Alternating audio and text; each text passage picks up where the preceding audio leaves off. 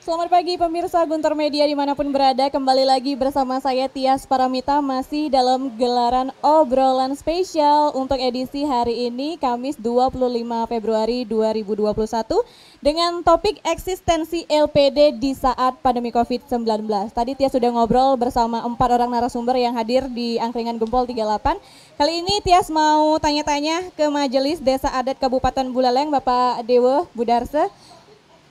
Baru beberapa hari yang lalu ketemu ya Pak ya, sekarang ketemu lagi. Oke, kalau boleh tahu selaku pemilik dan juga panurekse, bagaimana klien desa adat melakukan pengawasan terhadap operasional LPD? Oke, terima kasih Bu Yas. Om Swastiastu. Kalar bapak-bapak sarang sami niki. Niki enten Sultan Ditiang niki senior kita dari dulu. Patut naben Ditiang niki. Begini Bu Yas.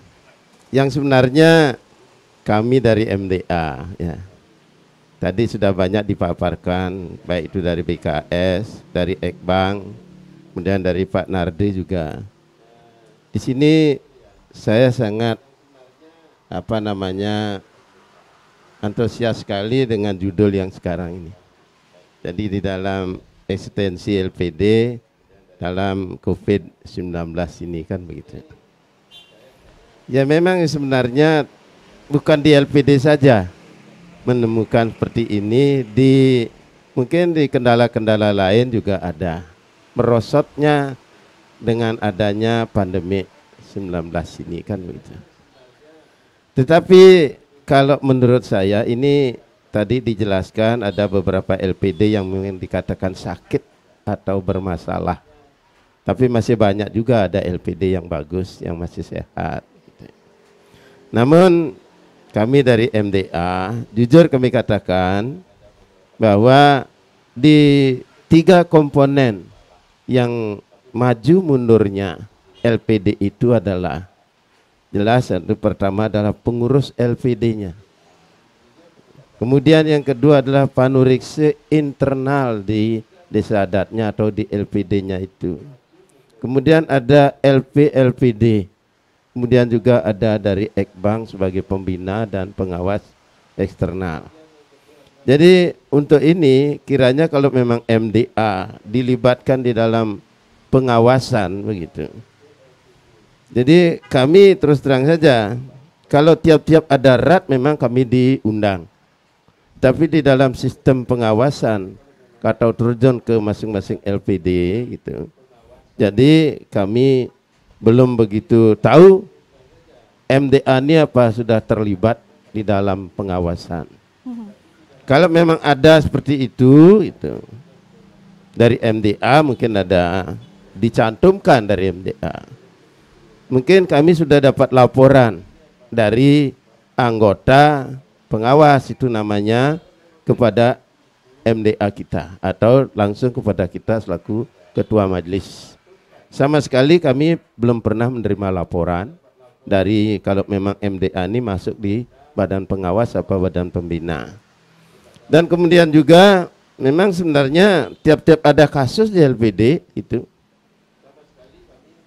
terus menuju ke MDA saja gitu. Itu pertama menuju kami gitu. Sehingga kami akan tidak bisa menjelaskan sedetail apabila ada kasus-kasus atau permasalahan di LPD tersebut. Karena kami terus terang saja tidak pernah kami terlibat apa tugas-tugas kami di MDA selaku pengawas. Tugas-tugas itu yang sebenarnya di MDA ini hanya petugas kita ini pengawasi tentang desa adatnya. Nah lalu kalau dilihat dari awik-awik bahwa LPD itu semuanya itu adalah pederuen desa adat. Kalau di awik-awik munggah seperti itu, masuk seperti itu, bahwa itu semuanya LPD adalah deruen desa adat. Oleh karena deruen desa adat, seyogianya gitu. Ya kami selaku pengawal kami dari MDA Kabupaten, hendaknya juga ada suatu katakanlah bagaimana hasil-hasil pemeriksaan, hasil-hasil daripada panurekse, evaluasi apa namanya dan lain sebagainya itu, hendaknya juga kami tahu apa yang pernah dibina, di mana pembinaannya dan sebagainya itu. Maaf ini Kami belum pernah menerima laporan itu secara tertulis. Dan kemudian juga menyinggung tentang hukum atau sanksi.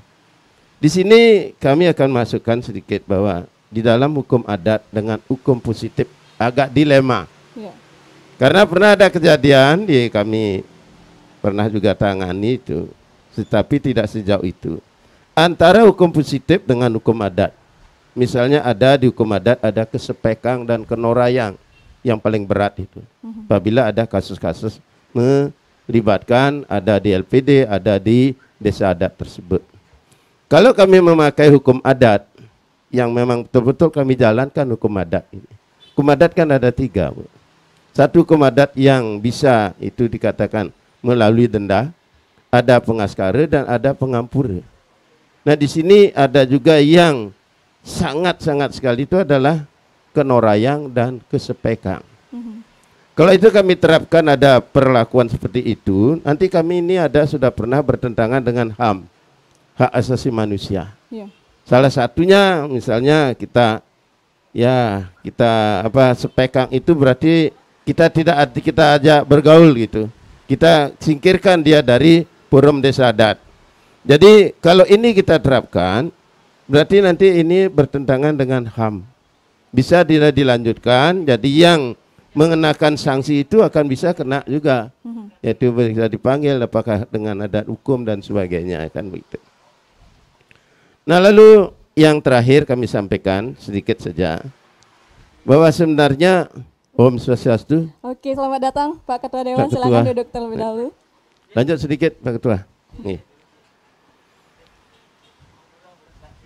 Lanjut ya Bu Jas ya. Yeah. Jadi bukan gangguan dari TV-nya. Yeah. Nah, baik. Nah, saya tambahkan sedikit itu. Saya sangat sekali mengharapkan juga dari bapak-bapak kita sebagai pengamat, sebagai pengawas itu. Masih tetap kita perlukan juga gitu. Pembinaan-pembinaan dan pengawasan-pengawasan, karena memang LPD ini adalah istilahnya adalah lumbung desa adat kita. Jadi bagaimana caranya agar juga meminimalisir dari ada kasus-kasus di LPD. Bagaimana caranya? Tadi Pak Dut Narde menjelaskan dari Pak Ekbang juga 80 lebih ada kasus-kasus yang menimpa LPD kita. Nah di sini kami tidak akan mencari siapa yang salah atau siapa yang begini dan sebagainya. Tadi pertama sudah kami jalankan. Mungkin di antara 4 ini mungkin kurang aktif atau kurang mungkin dia katakanlah bekerja dengan baik begitu. Mungkin ya Bu ya, garis bawahi itu. Biasanya ini terdiri semuanya ini dari kelalaian dari pengawas internal di desa adatnya itu. Karena pengawas adalah di sekalian desa adat, ada juga anggotanya. Kemudian yang menjadi pegawainya atau pengurusnya juga dari kerama adatnya itu. Nah ini mungkin perlu juga kita akan dialogkan itu antara Ekbang Kabupaten, BKS LPD, karena beliau adalah badan kerjasama itu. Makanya beliau tadi mengatakan kalau ada kasus yang bermasalah ini yang lebih banyak adalah ke LPD. Ya. Beliau memang hanya di badan kerjasama saja. Termasuk MDA juga Bu. MDA juga sebenarnya tidak terlalu jauh masuk kepada internal, karena ada di sana ada di LPD itu sudah ada pengawas-pengawasnya. Nah oleh karena itu juga kami belum begitu pasti bisakah kami MDA ini langsung memberikan ini pembinaan, pengawasan, karena di struktur kami juga belum tahu begitu. Saya kira seperti itu Ibu Dias. Mudah-mudahan dari dari Radio Guntur ini sudah banyak mengapresiasi kita. MDA selalu diundang di dalam satu kegiatan-kegiatan apapun. Sekian dulu Bu. Om Swastiastu, Om Santi. Oke, sebenarnya ini belum selesai ya Tias tanya-tanya ke Pak Dewonya ya. Ini masih ada beberapa list pertanyaan. Sebelumnya tapi Tias mengucapkan selamat datang sekali lagi kepada Bapak Ketua DPRD Buleleng yang sudah bersedia hadir di tengah-tengah kita. Oke, Mas, berarti tadi bisa dikatakan bahwa MDA ini bisa dibilang belum jelas apakah sebagai pengawas atau sebagai pembina untuk LPD sendiri, seperti itu? Ya, karena begini, sampai saat ini kami juga belum menerima apakah itu ada SK. Oke. Kan sebenarnya kalau tiap-tiap ada satu struktur itu harus ada SK. Jadi SK-nya belum kami terima apa itu MDA masuk. Kalau sudah kami jelas terima SK-nya, surat apa itu keputusan itu bisa kami jelaskan lebih lanjut. Oke, tapi tetap mengamati. Ya tetap kalau itu sudah biasa. Kalau pengamati itu karena mungkin hanya sekedar apa mencari apa dialog saja begitu. Tapi secara intern langsung masuk kepada LPD kami belum pernah. Oke, masuk ke dalam belum begitu Belum berani pernah, gitu begitu. ya. Oke. Nah, selama ini masih ada klien desa adat yang berseberangan dengan ketua LPD. Nah, lalu bagaimana majelis menyikapi fakta ini? Ya, ini yang sebenarnya banyak sekali terjadi. Jadi kami ini sebenarnya banyak memberikan pembinaan pada klien desa adatnya saja. Karena klien desa adat dalam hal ini kami juga punya kewenangan untuk membina dan mengawasi dan memberikan juga penjernihan khusus kepada klien desa adatnya. Ini tetap ada hubungan kerja yang sistematis yang juga ada koordinasi dan konsultatif kepada pengurus LPD. Tetapi dengan catatan harus ini di tengah-tengah netral, tidak ada berpihakan. Kalau memang itu misalnya diketahui bahwa pengurus LPD itu ya sedikit menyimpang itu, hendaknya tegas bahwa itu tegaskan bahwa ini adalah salah. Ya. Kemudian kalau memang dia bagus ya kita acungi jempol kan begitu. Di sini kami tekankan pada semua pengawas eksternalnya dari apa namanya itu bendese-bendese dan klien adat itu harus bersifat netral dan juga kalau memang itu salah itu perbaiki. Kalau memang tidak bisa kita mintakan bantuan pada LPD. Ya seperti itu Bu Dias. Oke, nah lalu apakah selama ini Majelis Desa Adat pernah menangani kasus-kasus hukum adat yang terjadi persoalan di LPD, misalnya saja kesepakang atau perampangan? Belum pernah. Belum pernah. Karena belum ada laporan positif secara tertulis kepada MDA, tapi riak-riaknya, info-infonya itu pernah kami dengarkan, tapi sudah kebanyakan masuk ke ranah lain. Oke. Ya, jadi kami tidak langsung masuk ke ranah hukum adatnya itu. Karena apa? Karena secara tertulis belum kami terima. Jadi tidak rasanya kurang etis kalau kami belum menerima secara tertulis. Oke, mungkin bisa setelah ini ya siapa tahu langsung dibuatkan SK apakah terkait MDA menjadi pembina atau pengawas. Saya terima dengan bagus. Biar jelas juga tugasnya ya Pak ya. Oke, baik, terima kasih. Berikutnya Tias mau ngobrol barengan sama Ketua DPRD Kabupaten Buleleng Bapak Gede Supriyatna. Baru datang sudah langsung ajak ngobrol, nggak apa-apa Pak ya. Oke, kalau boleh tahu bagaimana Dewan mengamati dan mencermati LPD di Buleleng Pak? Terus, Om Swastiastu, yang saya hormati para narasumber pada acara hari ini dan juga pemirsa Radio Guntur maupun Guntur TV. Pertama yang mohon maaf dumun, sandukan telat niki ada kegiatan bahwa di pengukuhan pengurus yayasan di Panji Sakti dan mungkin tiang juga belum sempat mengikuti pembicaraan dari narasumber. Yang jelas bagi kami di DPRD melihat LPD ini kan sebuah lembaga yang sudah lekat sekali dengan masyarakat Kerama Bali yang ada di setiap desa adat, karena awalnya nih LPD kan dibentuk dari dan untuk Kerama desa adat itu sendiri. Tentu hal ini adalah sebuah gagasan yang sangat baik untuk menunjang perekonomian Kerama desa adat yang ada di desa-desa yang ada di Bali ini. Nah, melihat fenomena sekarang di mana bagaimana LPD ini sudah semakin kuat gitu kan, banyak LPD yang sudah besar-besar, punya aset maupun omset yang banyak, yang besar. Nah, mulai ada beberapa permasalahan. Mungkin ini berawal dari regulasi mungkin yang mengatur dan juga dari pengelolaan LPD tersebut, sehingga tentu ini perlu pemikiran yang lebih serius. Kita bagaimana eksistensi LPD ini bisa tetap bertahan dan dipercaya oleh masyarakat ataupun kerama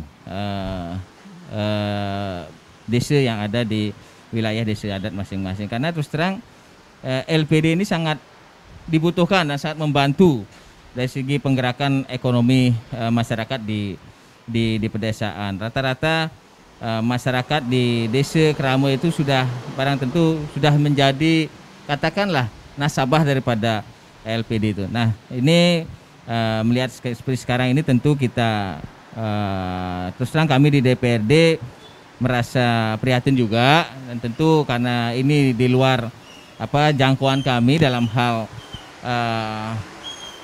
kegiatan-kegiatan di LPD ini, tentu ada badan-badan ataupun instansi yang lebih mengerti, lebih bisa masuk bagaimana dalam hal pembinaan di LPD ini. Oke, mungkin nanti mic-nya bisa lebih didekatkan ya Pak Ketua Dewan ya, biar lebih jelas suaranya. Oke, lalu apakah pernah melakukan dengar pendapat tentang persoalan-persoalan yang muncul terkait LPD di Buleleng? Selama ini ada beberapa mungkin dari komisi 3 yang khususnya membidangi keuangan kami di DPD menerima juga pengaduan-pengaduan masyarakat terkait dengan permasalahan-permasalahan yang ada terkait dengan LPD. Dan tentu ini karena kami sifatnya adalah sebagai lembaga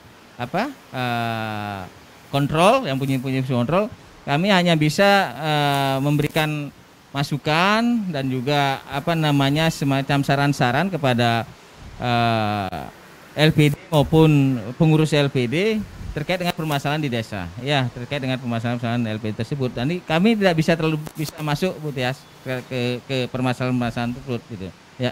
Oke, berarti sama kayak MDA ya, nggak berani terlalu dalam untuk masuk ke dalamnya. Lalu apakah pernah terbersit untuk melakukan penyempurnaan terhadap perda yang mengatur tentang kelembagaan LPD? Itu kan ranahnya di provinsi kalau LPD itu.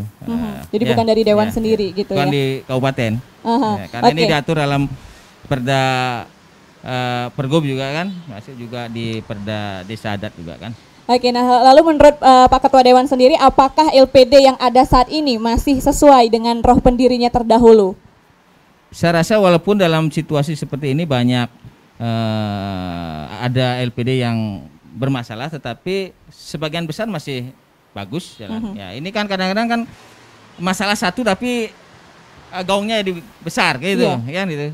Ini juga supaya tidak ada generalisasi terhadap semua LPD. Yang saya lihat selama ini sebagian besar untuk di Buleleng, walaupun ada katakan Haji tadi ada beberapa, tapi desa adat di Buleleng kan banyak tuh Haji. Dan tidak semua, paling itu juga ya kalau yang masalah besar-besar sih ya paling cuma beberapa saja ya.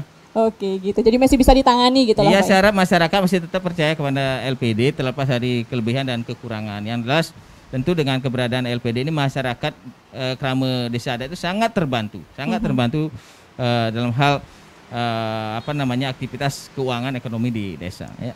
Apakah ada hal yang harus diperbaiki mungkin dari pihak LPD-nya sendiri untuk lebih memajukan kembali kualitas pelayanannya kepada nasabah?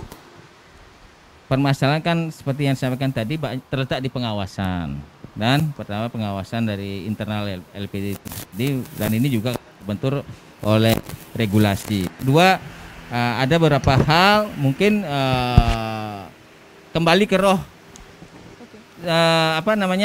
di saat LPD itu didirikan, benar-benar untuk bisa membantu bidang usahanya menggerakkan ekonomi di masyarakat.